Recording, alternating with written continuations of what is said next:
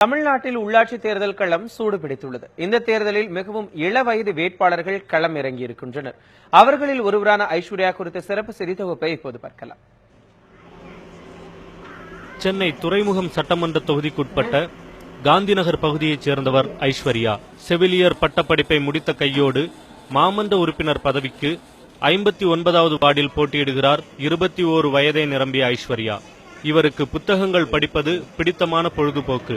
விடுதலை சிறுத்தைகள் கட்சி சார்பில் போட்டியிட விருப்ப மனு அளித்தது முதல் வேட்பாளராக அறிவிக்கப்பட்டு வேட்புமனு தாக்கல் செய்தது வரை ஐஸ்வர்யாவின் நடவடிக்கைக்கு அவரது தாயார் உறுதுணையாக இருந்து வருகிறார்.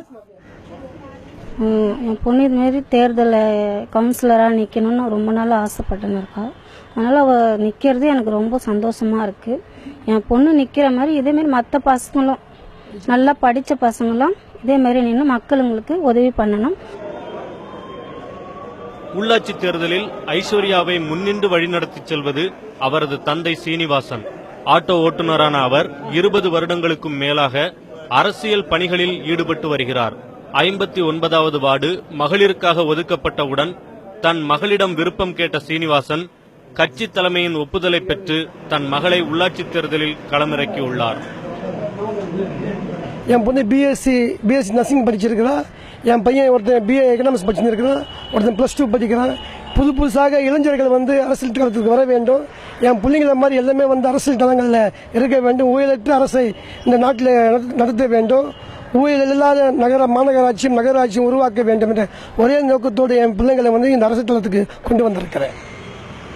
காந்திநகர் பகுதியில் மட்டும் 1500 குடிசைவாசிகள் வசிப்பதாக தெரிவிக்கும் ஐஸ்வர்யா, இந்த மக்களுக்கான அடிப்படை தேவைகள் பூர்த்தி செய்யப்படவில்லை என்றும் சமூகத்தில் ஒடுக்கப்பட்ட மக்களுக்கான விடுதலை அரசியல் விழிப்புணர்வு மூலமே கிடைக்கும் என்கிறார்.